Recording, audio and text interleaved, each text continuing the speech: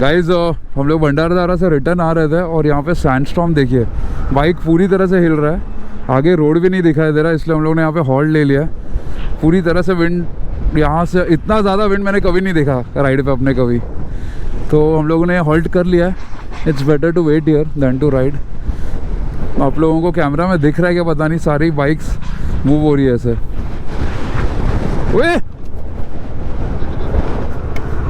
रुक, रख दे रख दे रख दे रख दे, हाँ रख दे।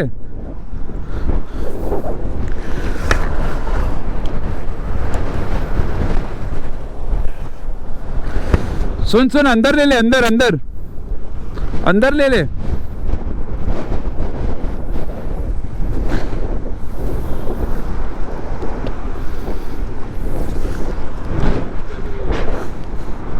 भाई नेचर है, नेचर।